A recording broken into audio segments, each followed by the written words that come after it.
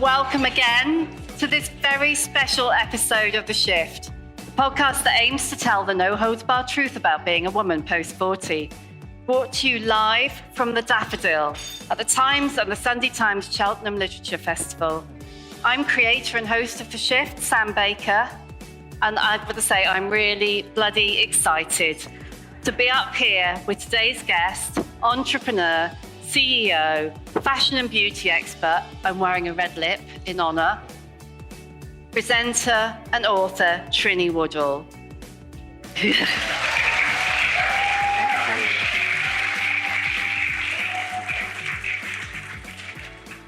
I'm pretty proud that this was the first event on this year's programme to sell out, and I know it had absolutely God all to do with me. But that's fine. Just a little bit of a big up to Trinny. Trinny bounded onto our screens in 2001 with her friend Susannah Constantine when they created What Not to Wear, a groundbreaking TV makeover show that showed women all over, at first the country, and then the world, how to look and consequently feel better. In 2017, at the age of 53, when many women are starting to feel sidelined and overlooked and even shoved out of the workplace, Trinny founded the phenomenal Trinny London, an online beauty business aimed at women over 35. Now, one of the fastest growing beauty brands in Europe, Trinny London is rumored, God, I got my words wrong, rumored to be worth $250 million, beloved by millions of women, 1.2 million followers on Instagram, 400,000 on YouTube. Not too shabby for a business idea investors didn't think would work because it wasn't aimed at millennials. Oh, kill me now, kill me now. Now Trinny has written Fearless, a book about style, about beauty, about life. A book about overcoming everyday barriers that we encounter along the way, because Trinny knows better than any of us that those things are intertwined. Welcome, Trinny. I'm really, really excited. Very happy to be here, Sam. And can I just say, Trinny got off a plane from America yesterday, is getting on a plane to Australia later on today, and looks absolutely bloody fantastic. I tell you, there's a regime, there's a whole routine. At JFK in the loo, it starts. And it's, my product. But then it follows by a silicone mask, which this time I had to get in gold. So I sit on the plane and I don't care what class I'm in, I put this silicone gold mask on. And just pack it all in, really. It's the only thing. It's amazing. It's amazing. Whatever it is, I need it, definitely. I wanted you to tell me you'd had loads and loads of surgery so I could at least have some sort of perverse moral high ground. No, not surgery yet. Other things, Botox, things like that, but not surgery, no. I don't know if I could be cut. And we'll see. You never know anything until you go there. So, yeah. Never say never. Well, fantastic. You have always said that your goal is to make women feel better about themselves. When did you start feeling better about yourself? Oh, good question. In the book, I talk about decades, and probably my worst one was teens and 20s, because it was a time of liking myself the least and feeling furthest away from the ground as I walked, Not that I was on this cushion of air, but just that I would tumble as I hit the next step. And probably my 30s, things begun to get better, but I sort of went from one extreme to another. I went from feeling really full of what we have called imposter syndrome. I don't love that title, but just feeling not entitled to be wherever I was, to overproving myself, trying to overprove myself in my 30s. And then my 40s was learning to be a mum, but juggling and getting that balance. So really, it's my 50s that I'm loving the most, and soon to be my 60s in February. So it's like a cheese. It's like a good cheese. Yeah. Not a stinky one. Well, no, I can't do Stilton, but it's like a good brie, as I mature. I don't know what stage it will get too smelly.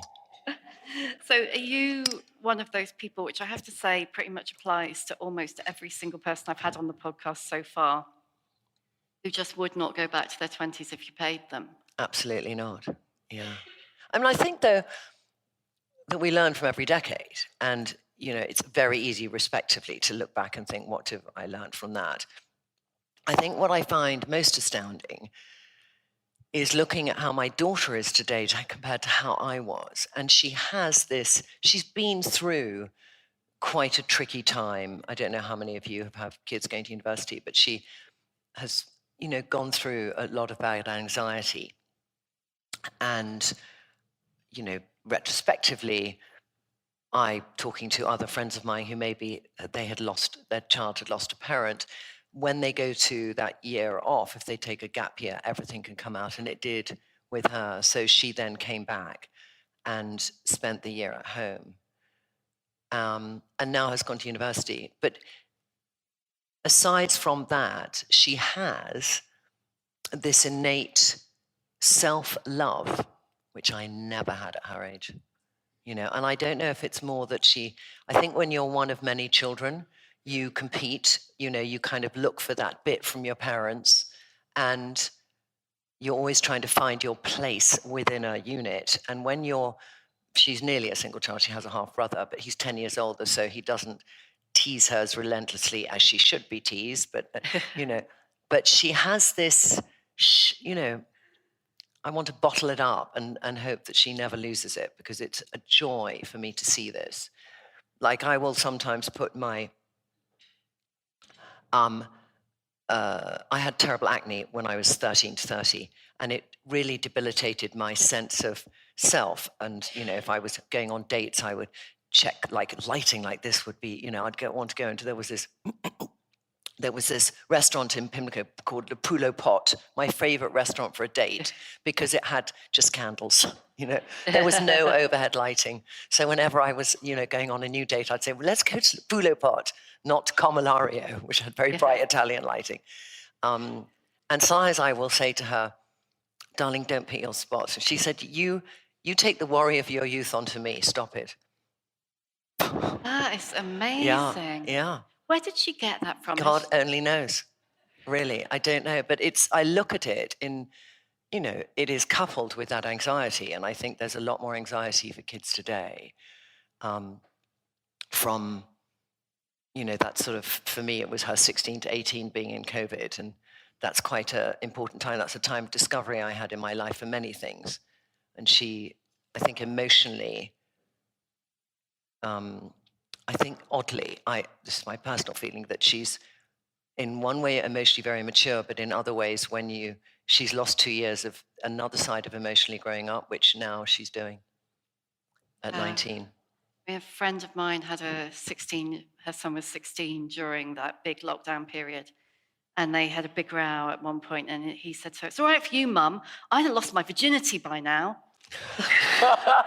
So, it is that kind of weird, older in so many ways, but yeah, it's probably it's not the right word, but I don't want to say retarded, but I can't think of another word, kind of held back almost in some ways of development. Yeah. Not regress, but just sort of, yeah. So, do you think, what do you think the impact has been on Lila of watching her mum be, and obviously you can't speak for her, but of watching her mum do what you have done in the last 6, 8 years? From her perspective, Yeah, I will tell you a conversation yesterday, which is, because she's at university in Spain, I'm here for a day and you've come off a plane, you're doing this festival, and I'm going to see you for 5 hours. So that can be her perspective, which will then be, she might throw in afterwards. And when Jenny brought me up, Jenny came as a maternity nurse and stayed for 19 years, and is like Lila's grandmother, because my mother had Alzheimer's when she was older, and Jenny knows which food she liked at whatever age, and I didn't. So there's that, and then there'll be 5 minutes later, I love you more than life, Mummy, I'm sorry. So we have a very strong relationship. We speak about 8 times a day whenever I'm away. And so She's interesting because she will go from, so when we're out and about, and when Lila was younger, I was still doing TV, so we would be out and about, and maybe there would be, photographers, things like that, that kind of stuff. And I would always want to just not let her feel that. When her dad died, I turned the newspaper thing off on her laptop because I didn't want her to read articles about her dad. So I've always been, over the years, slightly protective. And in the end, children and teenagers are going to find out what they find out. And, so you've just got to let that develop. But you have that intuitive thing of wanting to really protect your child. But I think she also, if ever I'm going down the street and somebody will come up, and I might sometimes occasionally ignore them if I'm with Lila, if they call my name, because I will have this sense of responsibility that it's her time. But she'll say, "Mummy, that woman, you should stop because she said hello to you, or she called your name." So Lila has this weird sense of responsibility of the Trinny tribe, which she sometimes calls the cult. Just like her and her brother. It's like, "Mummy, there's one of the cult." It's their sort of thing. But she has, it's sort of been in her upbringing all the time, this thing, so that's normal to her. And there's always, and they all know Lila really well. And the interesting thing about this community is they're vested in her. We're sort of vested in each other. And during COVID, that became very intimate because, we were all at home being the person we had to be for all these different members of our family. And it was the one place that we could be ourselves. So, I spoke a lot about if you, fed up with being the mother, the sister, the partner, whatever, go onto a Trinny tribe and just be who you want to be. It's like sometimes we lose who on earth we want to be because everyone wants us to be so many different people and there's not much left. And we think, how do we find that, Do you think that's why the 50s as a decade can be such a empowering, change-laden decade? Because you're kind of, for many women, not obviously the ones who didn't have children until their 40s, but for many women, you're coming out of that, being pulled in all those directions, like mother, cleaner, cook, all of those things. I think it depends entirely what is in your life at your 50s. And every person presents differently. I have good friends who are phenomenal businesswomen and they don't have children. I have other friends who have ended their marriage in their 50s and it's been very traumatic. I have other friends whose, kids have gone off to university and they feel bereft. So it's a very defining moment and it can be very many different paths. But I think also we can on one hand feel we really know ourselves, but that knowledge can sometimes lead to a disappointment of I want to be more and how do I get there? Or it can be, I like where I'm at, I know myself, and I don't worry what people think anymore. I remember when I was having lunch with somebody who was 4 years older than me, and she said, when you reach 50, you won't worry what people think so much. And, it will be a release. And I remember when I turned 50, it was a tough year when I was 50 because a lot of personal things happened. But when I was 51, I remembered this conversation I'd had with her, and I thought, it's true, I don't care what people think, because that's dismissive of people, but I don't worry so much, And not worrying what people think allows you to find out more who you are. It allows you to hold on to it and build on it. And when we worry all the time what people are going to think, it's because we don't have enough faith in who we are, and we need to get to that faith in who we are. But I think the 50s is a time you can really do that. Whichever of those 3 or 4 situations you come from, you can do that. So I want to talk to you a bit about fear, or being fearless, in fact. Is it, in fact, do you think, fearlessness? Or is it an awareness of the things that you're afraid of and pushing through it? I think it's, I came up with the title of the book because I wanted to say, fear less in your life. If we fear less in our lives, we can be more. It sounds flippant, but it's true. And then I read this amazing book, which is Feel the Fear and Do It Anyway. I was in rehab in 87, and I read this book. And it was that concept that even though you're feeling butterflies in your tummy or that physical manifestation of fear whenever we get it, still propel yourself forward, because if we're frozen in it, I feel, in fact, we're never standing still, we're moving backwards. I do feel that. I feel there's a sense of how can we propel ourselves forward. There's definitely a sense of finding stillness and meditation. And, for me to get a balance in my life, I've had to really work on that in my 50s. But I also know the importance that if I stand still too long, I will move backwards. So it's that movement. It's movement in everything. I was in New York yesterday with this woman I really respect who's a menopause. She's an endocrinologist, but she's, to me, I must have interviewed 40 or 50 people who are experts in this field, and she's phenomenal in it. But our conversation mainly yesterday was about movement, brain movement, physical movement, the concept of movement, and how important it is. And when we're in our 50s, how important that is.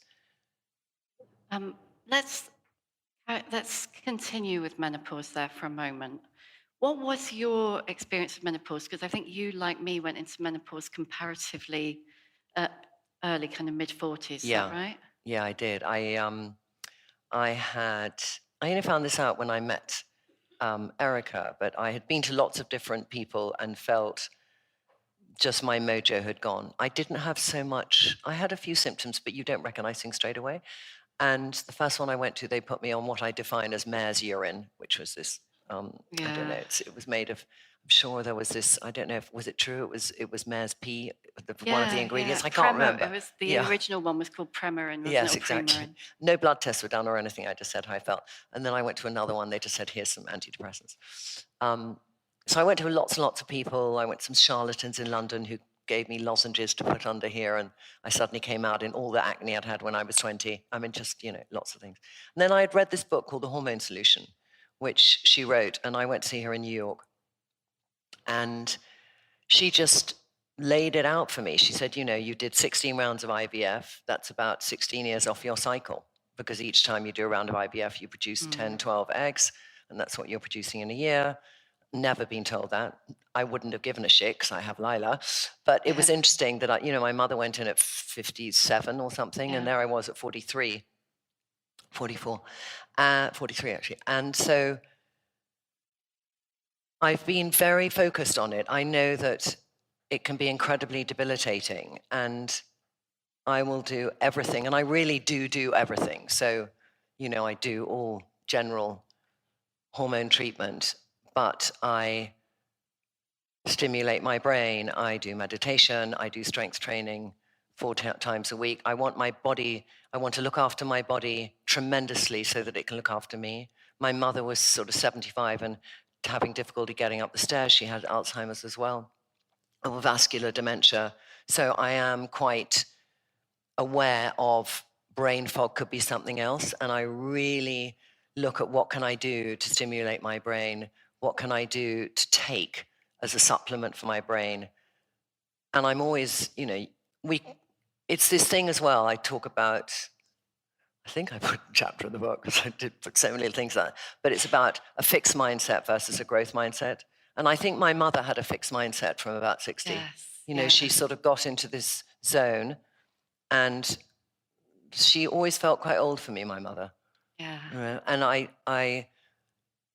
when we look at things like technology and that moment when you're on your phone and you're saying, and we then rely on our child to do that for us quicker and things like that. And I feel the more I am totally responsible for everything in my surrounding, the more empowered I feel. So if that's the tiniest thing of understanding the new upgrade of the iPhone. So the new iPhone released 3 weeks ago. It has 5 different things that change that are on your phone. So I go and look on Apple to see what they are, because then I can do them quicker. And then what is fantastic is when I do one and my daughter goes, so the other day, there's some Harry Potter things you can say to get your torch working. alumni or whatever, and it puts your torch on. I mean, this really will impress any teenage child. Okay. Wow, I'm impressed. Just like but just things like that, where it's about that feeling also of being totally connected with the world in every way. And the more that we feel we're not, the more we can emotionally and physically retreat. And going back to Alzheimer's, because I'm going to go back to this, this friend of mine, who's the first one I talked about, who doesn't have a child, who has a big career, who is the 17th woman ever to found a company and IPO it. So that means there have only been 17 women who have done that. She's in biotech, and one of her drugs is an Alzheimer's drug, but she's done endless research, and she worked on the Genome Project at Cambridge. She's the smartest woman that I know as a you kind of look at them and they're just so smart. And she said about 70% of the research they've done, 70% of Alzheimer's can be prevented if you have an incredibly active brain that's connecting every single day with at least 10 people. That you're having to get your brain to go into the frame of those 10 different conversations, which will remind you of different things in your life, which will stimulate different parts of your brain, your short-term memory, your long-term memory, challenging you on a conversation, whatever it might be.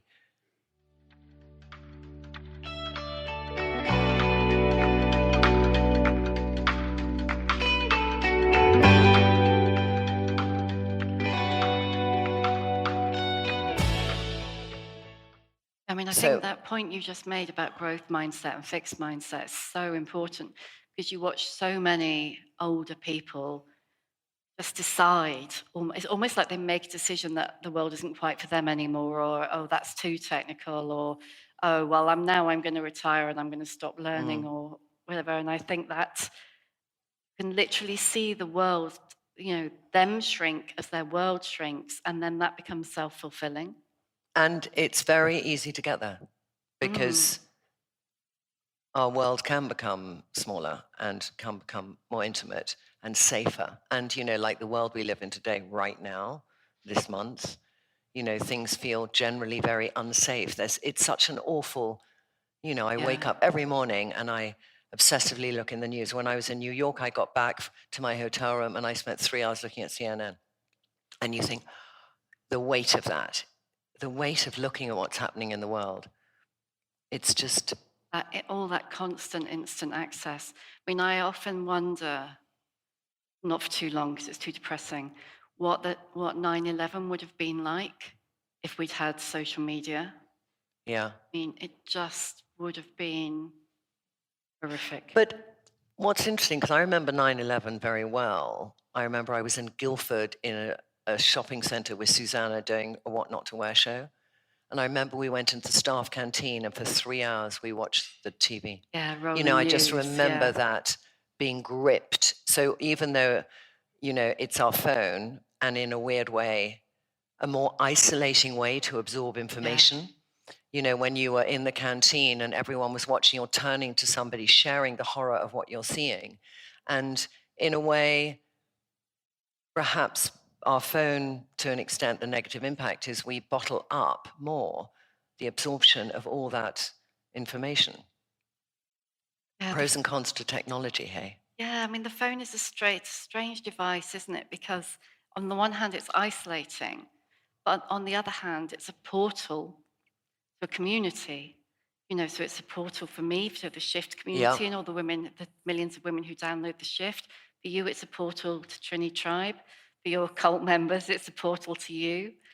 So it gives and it takes. I think it gives more than it takes. I think that the idea of, and you will find this having started a business or two, that whereas before I would need to be in a certain location doing certain things, I can do, 50 things on my phone to run a business. And I can be anywhere in the world, and I can be doing a tremendous amount of very different things through that phone. So to me, it gives freedom to be flexible, to feel connected. I think, yes, I see the pluses more than the minuses with the phone. I want to talk to you a bit more about the business, but before we do, I want to touch on what not to wear, because with the benefit of hindsight, what not to wear was immensely radical. Mm-hmm. It was at a time when, I was a magazine editor, and the fashion industry and those kind of big glossy magazines of which I was not part, not fashion enough, they had such a stranglehold on what we thought, what we put on our faces, what we wore, what was fashionable. At that point, if they said skinny jeans went out of fashion, they went out of fashion like that, rather than sticking around for 20 years. And you and Susannah came in and you question that constantly. You constantly, were rude to Karl Lagerfeld. Actually, frankly, he deserved it. But now we see it all the time, because we've got social media, we've got podcasts, we've got Instagram, all of that. How much do you think that what not to wear experience shaped who you are, who you became, also what Trinny London became? Sorry, long question. No, it had very different impacts, because on one hand, it helped me. What it trained me to do is to get to know women very quickly. So when you do TV, you meet your contributor, and you have to really, really quickly build up an intimate relationship so you can understand what you should do for them. So you read body language, you read body signs, how somebody speaks, but what they're really feeling. And probably of all the things it gave me, so when I did that in England, and the shows were very different, and now it's a trend on TikTok that it was the most horrific show, taken a little out of context of what it did. And I feel I got a certain sense of when, as women, we might have a shift in our confidence, or something that just makes us question ourselves a bit. What are those points in our life when those things might happen? And I started to have in the back of my head this thought. And then Susannah and I wrote books as well, just on those kind of things.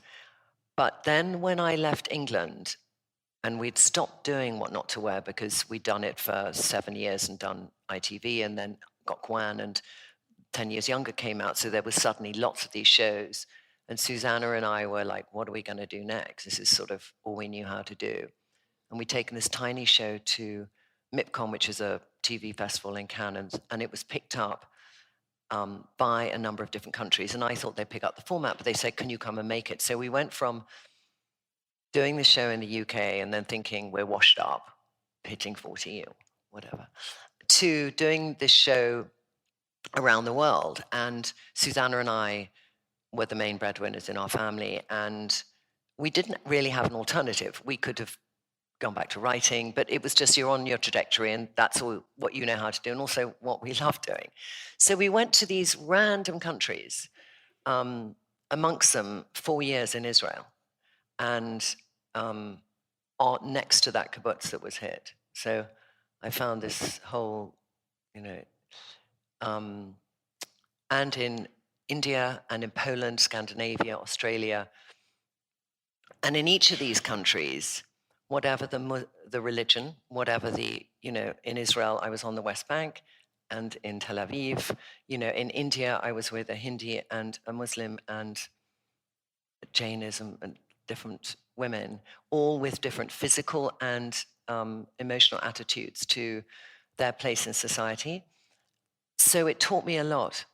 It taught me so much more, actually, than just doing the show here. But every time when we did these shows, when you're taking a woman on a journey, she's going to have very different relationships with each part of her body. So I don't know if I've met a single woman who doesn't, at some stage in her life, have an element of body dysmorphia, and how she looks at her body and regrets or loves a little bit less. And so makeup was the first thing that you could frame for a woman to be able to see herself differently. So when you had that reveal moment, and you took down the curtain, women look at their face, because a lot of women don't want to look at their body in a mirror. So they'd look at their face and then they'd feel hopefully happy. So I knew how important that was. And we used to have all these different makeup teams.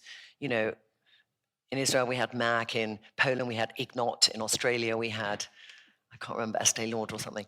And they'd all be young makeup artists, and they'd all do the look of the season. Whether somebody was 18 or 80, they would do, oh, it's red lip this season. And I'll be like, they're all different, these women. What are you doing?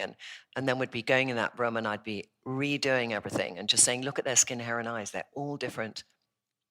So I think, and when we got to know these women, lots of them talked about why they did or didn't wear makeup and whatever. So they'd see their makeup, then they'd see their hair, and then they'd see their body. So if you could get that sort of beginning of let's get some love back into you, and then you're happy to then see this hair change, which hopefully generally, unless we had atrocious hair teams, worked out okay, but there were some disasters.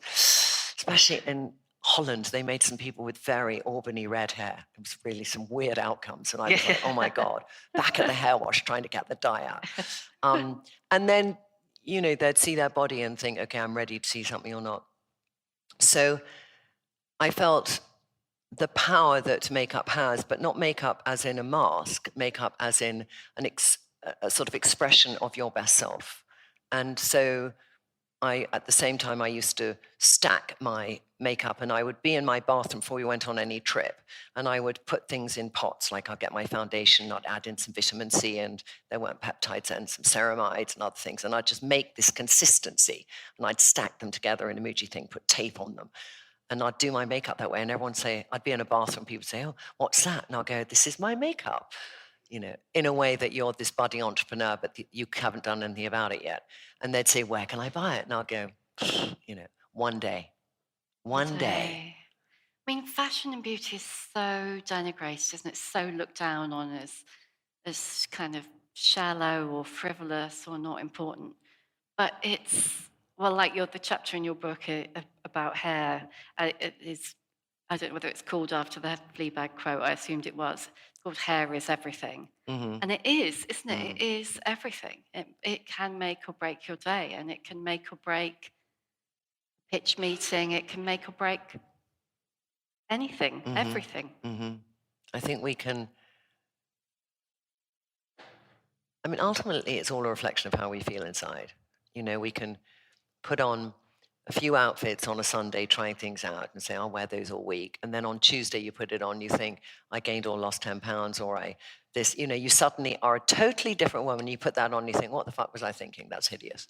And it's, then you just have to take logic by its hands and say, it is in my goddamn head, and it's not me.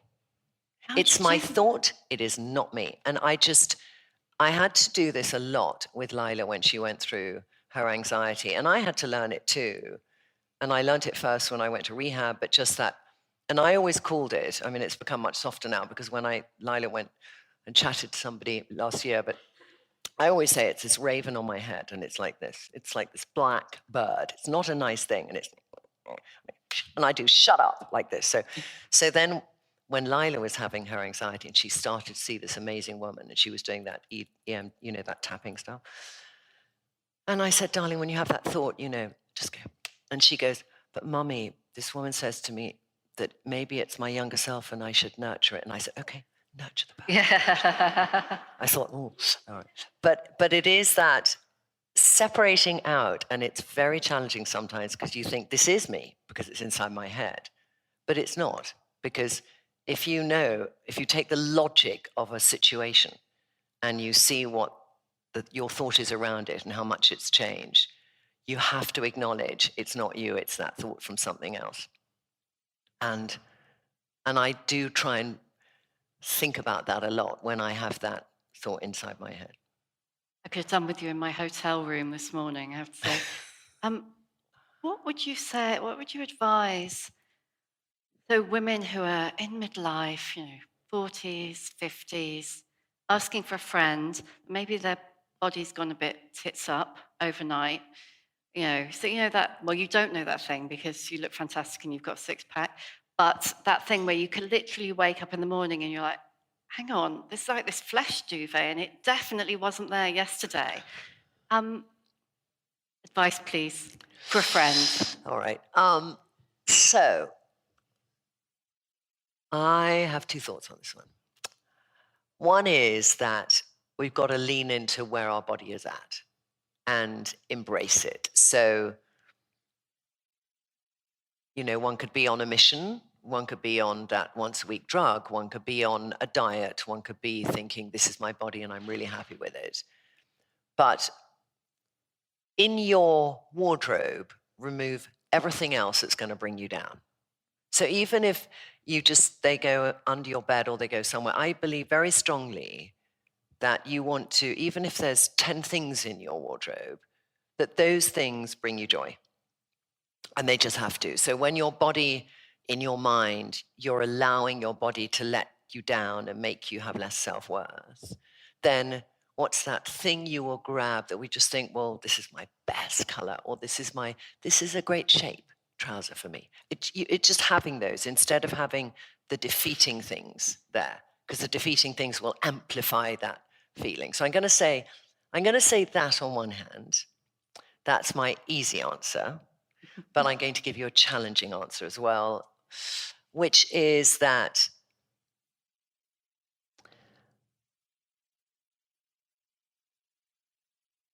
I think we have choices we can make in our 50s. And I know you're not all in your 50s, and there are some that are younger, and some a little bit older, maybe. But we can lean in and be accepting and saying, this is us, and we're not going to change anything in our life because we're happy in our life. But then you've got to weigh up with how much that gets you down. Or you can say, my body can't process things the same way in terms of health. And how you process glucose in menopause is fundamentally different from how you do before. How it turns into fructose, what happens. I'm not a scientist, but I just read a lot about this, of women who might think, but I don't want to not have that glass of wine, or I don't want to not have that because that makes me happy. How, alcohol consumption in your 50s and beyond affects you mentally and physically so much more than it does in your 20s, 30s, and 40s.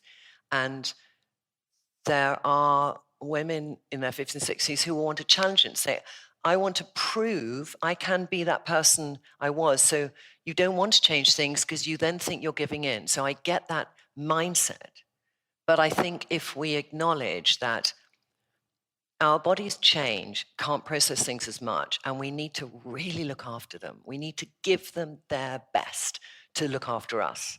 So does that mean changing your relationship with certain things that you have had a great relationship with in the past, and saying, but ultimately, do I want to wake up with less brain fog? Do I want to wake up with a mindset which is like, what's happening today? Whatever, bring it on, bring it on. Do I want that clarity in my vision?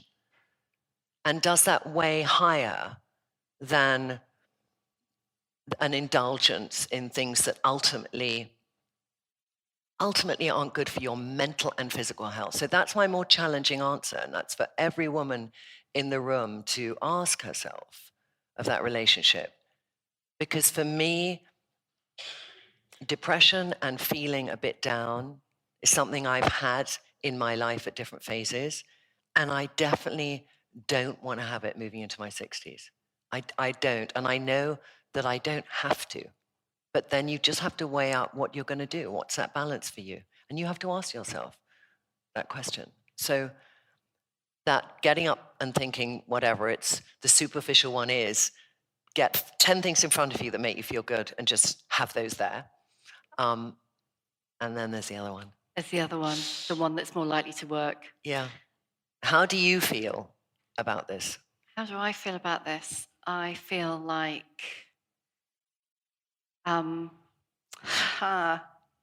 feel like I spent about 15 minutes in front of the mirror this morning going, oh my God, Trinny's got a six-pack. And I've just had a lurgy and I looked like shit. And I basically beat myself up for 15 minutes, and then I ate a banana and I left, which was a completely non-constructive a total waste of time. So I never met you before, but then I walk into that room there and I do my doctor's and I think, she's cool. I love her trainers. God, she's got great skin. I like my trainers too. Yeah, really good. And I wish I still had your hair in terms of how much you have. So it is amazing how we have that That's interesting. comparing our inside with other people's outside. And we are our harshest critics generally. I don't know anyone who could put up their hand here and say somebody else is a harsher critic. If so, you should leave that relationship. But, I just like, we are. And it's really important to stop and appreciate ourselves. And that, I will say that, being very challenged by that myself. I have a CMO, a head of marketing in our business. And I can be relentless in what are we doing and challenge what we're doing. And she goes, Trinny, can you take a step back for a second and see how far we've come? Yeah. And I'll go, but we haven't, we've got to, and she'll go, just appreciate how far you've come for a second. And that's my challenge, because where I'm hardest on myself is that. So I will do that with where I'm at in what I feel I still need to do with what you all have done in the hotel room this morning. Yeah, it's. Did you ever have imagined you'd be where you are now, say even 10 years ago? I've never been good at manifestation. So, thank God you said that. Yeah. So when I saw these, as I was scrolling through Instagram, this woman who I came across many years ago, who was this influencer and now has sort of 14 million followers. And let me tell you about scripting. I'm going to write it like, now this is, it was 2000 and this happened. And I built this orphanage and I did, and I'm like, because there is a part of me that thinks, if you live in having done it already, it will bring it closer to you. And there's a secret interest in it. There is a secret interest in it from my most cynical self that if you feel it, it's closer to being in your life. And I know that from a few tiny things. But I never sat down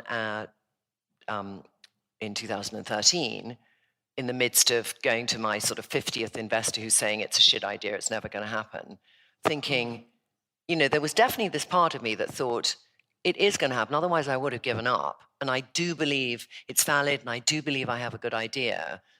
But there was a barrage of people who weren't agreeing with me. So it's always a challenge. But I think where we are now, I hadn't imagined it, because I kind of don't look 3 years down the road. I look a year or 2 years down the road. We are nearly out of time, so I'm going to ask you the questions that I always ask at the end.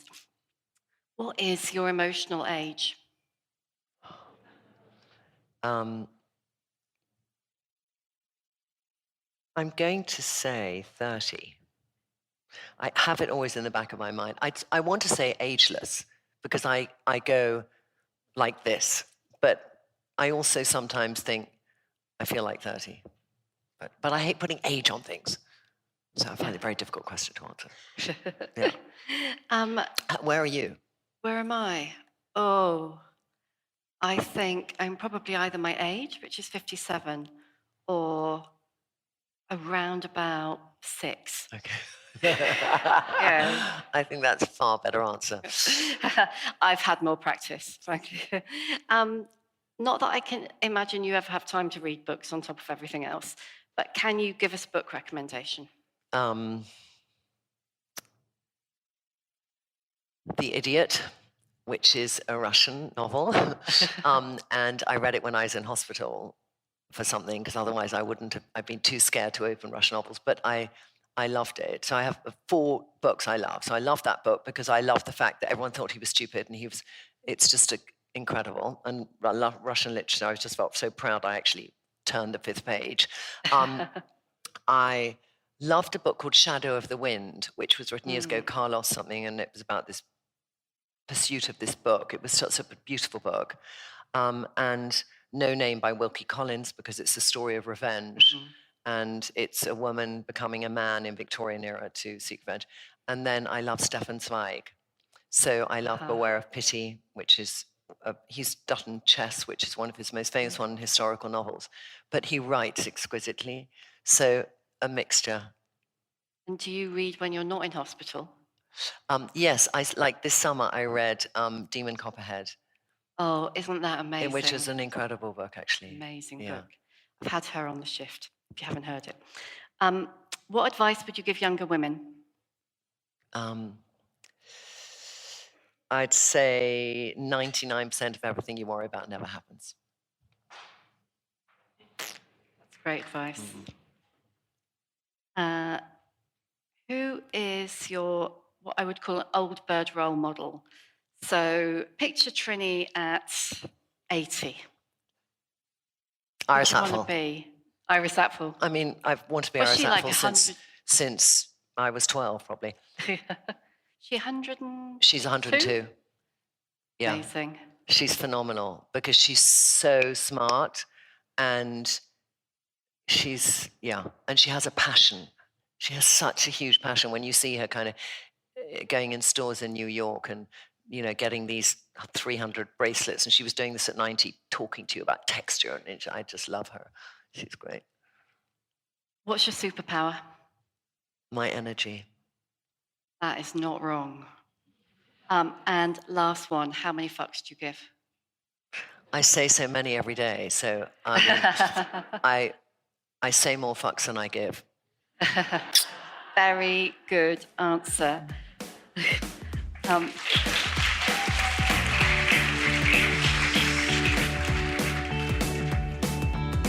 Thank you for listening.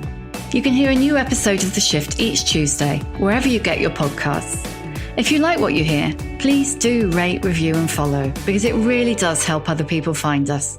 And if you'd like more of The Shift in your life, head over to theshiftwithsambaker.substack.com and sign up for weekly newsletters, podcast extras and more.